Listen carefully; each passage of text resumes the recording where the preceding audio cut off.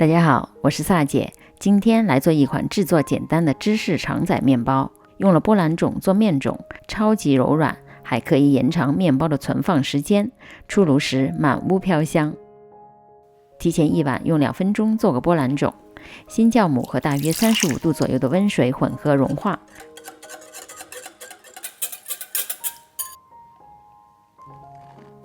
和面粉混合成一个比较湿的面团。如果用速发酵母，只需要鲜酵母1/3的量，盖上保鲜膜，室温下先发酵1个小时左右，然后放入冰箱冷藏发酵15到18个小时。第二天冰箱取出的时候，波兰种表面充满了气泡，体积膨胀了1倍多，内部也都是蜂窝组织。倒入搅拌盆里，与除了黄油之外的其他材料一起混合搅拌，配方在视频下方的文字描述区里。水的用量要根据自己用的面粉的吸水情况进行小小的调整。揉到可以拉出这样的粗膜，就可以加入室温软化的黄油，继续搅拌到可以拉出这样轻薄的膜。把面团不断向下折叠，表面光滑。放入喷了油的碗里，温暖的环境下进行第一次的发酵，直到2倍大。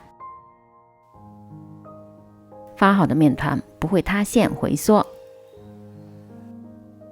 不需要揉，分成9份，每份55克。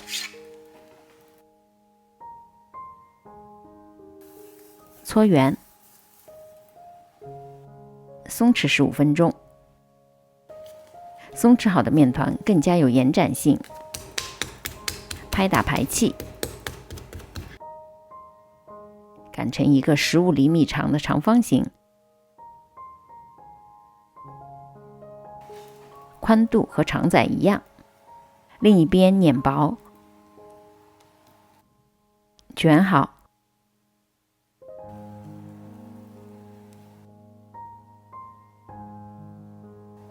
裹上一层 Parmesan 芝士粉，收口压在底部。整形好的面团摆放的时候要有足够的间距，否则膨胀之后就很容易粘在一起。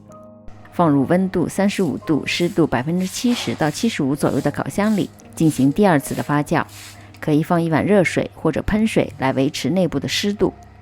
大约发酵了50到60分钟之后取出，同时预热烤箱至170度，面团表面垂直划2刀。再挤上日式美乃滋酱，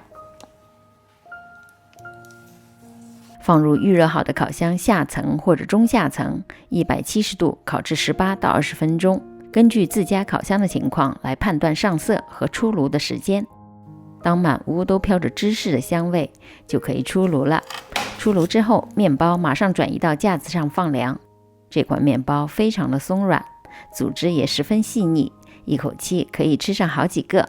吃不完的放密封盒，可室温保存2到3天。吃之前微波炉加热10到15秒。